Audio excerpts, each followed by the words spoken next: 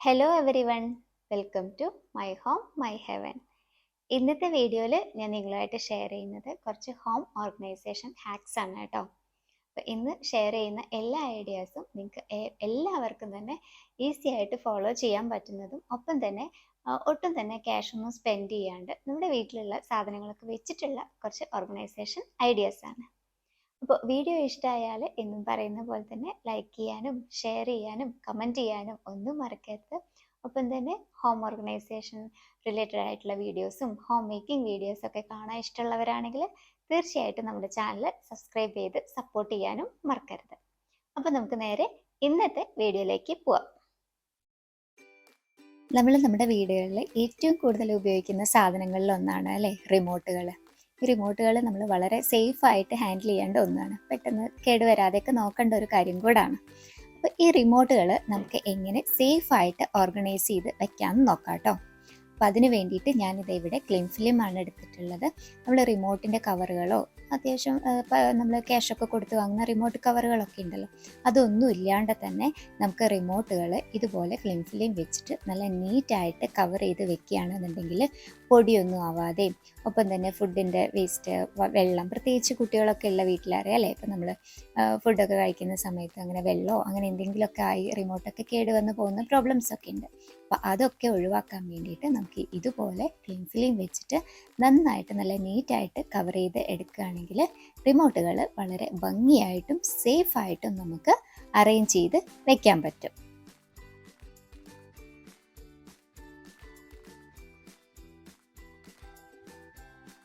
ഇതുപോലെ കവർ ചെയ്ത് വെച്ചതിന് ശേഷം നമ്മളൊരു ബാസ്ക്കറ്റിലോ ട്രേയിലൊക്കെ ആക്കിയിട്ട് നമുക്ക് റിമോട്ടുകൾ ടി വിയുടെ അടുത്ത് നല്ല നീറ്റായിട്ട് അറേഞ്ച് ചെയ്ത് വയ്ക്കാം.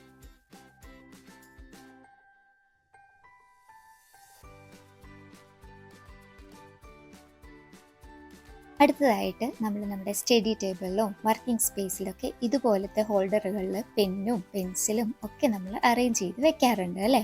അപ്പോൾ ഇങ്ങനെ വെക്കുന്ന സമയത്ത് നമ്മൾ ഫേസ് ചെയ്യുന്ന ഒരു പ്രോബ്ലം, ഇതുപോലെ എല്ലാം മിക്സ്ഡ് ആയിട്ട് നമുക്ക് ആവശ്യമുള്ളത് എടുക്കാൻ വേണ്ടിയിട്ട് കുറച്ച് ബുദ്ധിമുട്ടുണ്ടാവാറുണ്ട് അല്ലേ.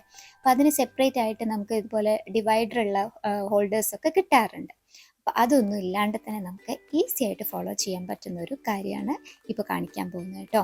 അപ്പോൾ നമ്മൾ പെൻ ഹോൾഡറിൽ നമ്മൾ ഇതുപോലെ റബ്ബർ ബാൻഡുകൾ ഇട്ടിട്ട് ഒരു പാർട്ടീഷൻ പോലെ ഉണ്ടാക്കി എടുക്കുകയാണെന്നുണ്ടെങ്കിൽ നമുക്ക് ഓരോ ഐറ്റംസും സെപ്പറേറ്റ് ആയിട്ട് ഈ ഒരു ഹോൾഡറിൽ തന്നെ നമുക്ക് അറേഞ്ച് ചെയ്ത് വെക്കാൻ പറ്റും. അപ്പം ഞാനിതാ ഇവിടെ 2 റബ്ബർ ബാൻഡുകൾ എടുത്തിട്ട് ഇതുപോലെ അറേഞ്ച് ചെയ്ത് വെച്ചിട്ടുണ്ട് കേട്ടോ. ഇപ്പം നമുക്ക് 4 സാധനങ്ങൾ ഈ ഒരു ഒറ്റ ഹോൾഡറിൽ തന്നെ സെപ്പറേറ്റ് ചെയ്ത് ഇടാൻ പറ്റും. അപ്പോൾ അതായത് നമ്മൾ ഇത് ഹോൾഡർ റെഡി ആയിട്ടുണ്ട്. ഇനി നമുക്ക് ഓരോന്നായിട്ട് ഇതിൽ അറേഞ്ച് ചെയ്ത് വെക്കാം.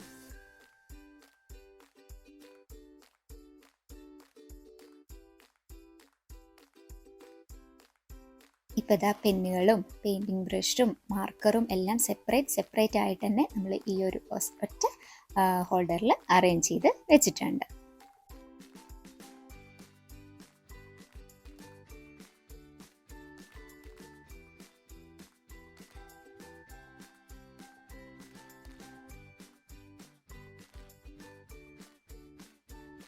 അടുത്തതായിട്ട് നമ്മുടെ കിച്ചണിൽ നമുക്ക് നമ്മുടെ ഗ്രോസറി ലിസ്റ്റ് അല്ലെങ്കിൽ നമ്മുടെ ഒരു to do list, menu plan ഇതൊക്കെ ഹാങ് ചെയ്ത് വെക്കാൻ വേണ്ടിയിട്ടുള്ള വളരെ സിമ്പിളായിട്ടുള്ള ഒരു ഐഡിയ ആണ് കേട്ടോ കാണിക്കുന്നത്. അപ്പോൾ ഇതുപോലത്തെ ക്ലിപ്പുകൾ ഉണ്ടെന്നുണ്ടെങ്കിൽ ഈ ക്ലിപ്പുകൾ നല്ല ഗ്ലൂ വെച്ചിട്ട് അല്ലെങ്കിൽ ഡബിൾ സൈഡ് ടാപ്പ് വെച്ചിട്ട്, ഇപ്പോൾ ഗ്ലൂ ആകുമ്പോൾ നല്ല സ്ട്രോങ് ഗ്ലൂ ആയിരിക്കണം, അത് വെച്ചിട്ട് നമുക്ക് ഈ ഒരു ക്ലിപ്പുകളിലാക്കിയതിന് ശേഷം നമ്മുടെ ചുമരുകളിൽ സ്റ്റിക്ക് ചെയ്ത് വെക്കുകയാണെന്നുണ്ടെങ്കിൽ നമുക്ക് ഇതുപോലത്തെ ബില്ലുകളോ അല്ലാന്നുണ്ടെങ്കിൽ നമ്മുടെ ഗ്രോസറി ലിസ്റ്റ് അങ്ങനത്തെ ഐറ്റംസ് ഒക്കെ ഉണ്ടാവുമല്ലോ, പേപ്പറുകൾ, അപ്പോൾ അങ്ങനത്തെ ഐറ്റംസ് ഒക്കെ നമുക്ക് നമ്മുടെ കിച്ചണിൽ വളരെ നീറ്റായിട്ടും ഈസി ആയിട്ടും ഹാങ് ചെയ്ത് ഇടാൻ പറ്റും. അപ്പോൾ ഇതിന് വേണ്ടിയിട്ട് നമ്മൾ സെപ്പറേറ്റ് ചുമര് ഡ്രില്ല് ചെയ്യേ അതിന് വേണ്ടിയിട്ട് ഒരു സെപ്പറേറ്റ് ഒരു ഓർഗനൈസർ വാങ്ങിക്കുകയോ ഒന്നും വേണ്ട. നമുക്ക് വേണ്ടാന്ന് തോന്നുന്ന സമയത്ത് ഈസി ആയിട്ട് റിമൂവ് ചെയ്ത് മാറ്റുകയും ചെയ്യാം.